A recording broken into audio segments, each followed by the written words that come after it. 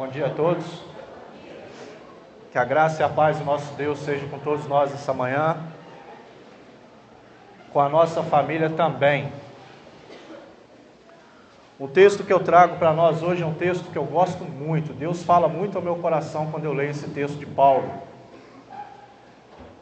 É a última carta que o apóstolo Paulo escreveu.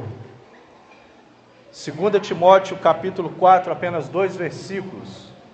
O verso 3 e o verso 4, a palavra de Deus nos diz assim: porque virá tempo em que não sofrerão a sã doutrina, mas tendo comichão nos ouvidos, amontoarão para si doutores, conforme as suas próprias concupiscências, e desviarão os ouvidos da verdade, voltando às fábulas. Glória a Deus. Se a gente for trocar em miúdos o que Paulo está dizendo nesses 2 versículos, Paulo está dizendo o seguinte, e essa palavra é para todos nós essa manhã. Trocando em miúdos, o apóstolo Paulo está dizendo o seguinte: chegará o tempo, e creio eu, aí a minha opinião, é a opinião do Rodrigo, dentro daquilo que eu busco ler, busco conhecer na palavra, chegará o tempo, diz o texto, para mim, na minha opinião, esse tempo já chegou. Chegará o tempo em que muitos se desviarão da verdade, ou seja, muitos não vão querer mais ouvir a verdade. E o que é verdade? O que significa essa palavra verdade na Bíblia? Essa verdade na Bíblia significa Jesus Cristo. Eu acabava de dizer agora para uma pessoa, o próprio apóstolo João nos fala a respeito dessa verdade, principalmente a partir do capítulo 8. Na verdade, a Bíblia, de Gênesis a Apocalipse, vai apontar para o centro. E o centro da Bíblia é Cristo. Então, se o centro da Bíblia é Cristo, a verdade é Cristo, a palavra é Cristo. João 8,32 nos diz a respeito disso também: conhecereis a verdade, e esta verdade vos libertará. Ou seja, se você conhecer a Cristo, você será liberto de tudo aquilo que te cerca. Estará livre de problemas? Não, muito pelo contrário. Talvez os problemas te atingirão muito mais, mas com toda certeza você estará coberto, porque o sangue do Cordeiro estará sobre a sua vida. Então o apóstolo Paulo aqui em 2 Timóteo, ele vai dizer: chegará o tempo, e esse tempo já chegou, em que muitos não mais irão querer ouvir a verdade, irão querer ouvir a Cristo. E só para piorar mais um pouquinho, muitas dessas pessoas irão buscar mestres para lhe dizer coisas que venham agradar o seu próprio ego. Por quê? Esse tempo já chegou. Por que que muitos hoje fogem da presença de Deus? E irmãos e irmãs, eu não falo de igreja, não que ela não seja importante, é muito importante, assim como a religião. Mas o meu papel aqui não é falar de religião, é pregar a verdade, é pregar a palavra, é para isso que o Senhor me chamou. Então, quando Paulo diz isso, Paulo está querendo passar essa ideia para nós da importância de ouvir a palavra e mais, de ser exortado por ela. Versículos antes, que eu não li, Paulo também vai falar a respeito disso. De que nós, da importância de deixarmos ser exortados pela palavra de Deus, exortados e orientados. Mas aí eu volto, por que que muitos hoje não querem mais ouvir essa verdade? Por que que muitos fogem? Porque a verdade confronta o homem. A palavra de Deus confronta o homem. E uma vez confrontado pela palavra de Deus, se a gente se permite viver esse confronto, a gente vai estar sendo remetido à questão e à necessidade da mudança. Porque todo confronto deve gerar mudança.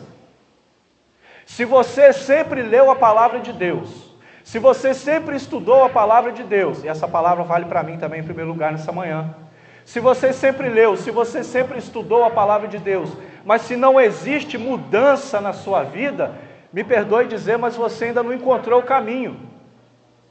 Você tem que ser confrontado pela palavra, porque somente o confronto é que gera mudança. Assim como toda reação de impacto gera impulso, todo confronto tem que gerar mudança. E é isso que Paulo está dizendo.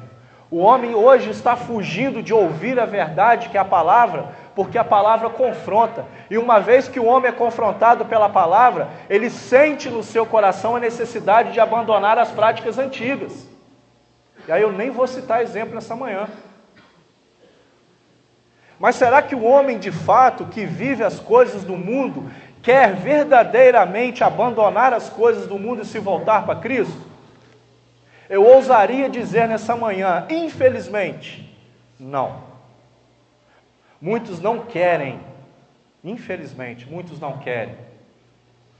Só que eu deixo te dizer uma coisa, a salvação veio pela graça, e a graça é de graça. As coisas do mundo cobram um preço muito caro para a gente no dia final.